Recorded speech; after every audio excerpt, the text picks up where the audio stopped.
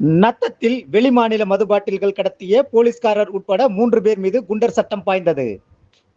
வெள்ளிக்கிழமை மாலை 5:30 மணி அளவில் கிடைக்கப்பெற்ற தகவலின்படி, திண்டுக்கல் மதுவிலக்கு அமலாக்கப் பிரிவு டிஎஸ்பி மேற்பார்வையில் சார்பு ஆய்வாளர் ஜெய்கணேஷ் மற்றும் காவலர்கள் நத்தம் மூங்கில்பட்டி பிரிவில் கடந்த 5ஆம் தேதி தீவிர வாகன சோதனையில் ஈடுபட்டிருந்த போது, இருசக்கர வாகனத்தில் வெளிமாநில மது பாட்டில்களை கடத்தி வந்த சென்னையில் போலீசாக பணியாற்றி வரும் முத்துக்குமார் வயது 24, லிங்கவாடியைச் சேர்ந்த அழகுபாண்டி வயது 45, திருப்பத்தூரைச் சேர்ந்த சரத்குமார் வயது 35 ஆகிய 3 பேரை கைது செய்து அவர்களிடமிருந்து 129 மதுபான பாட்டில்கள், இருசக்கர வாகனம் ஆகியவற்றை பறிமுதல் செய்து சிறையில் அடைத்தனர். இந்நிலையில்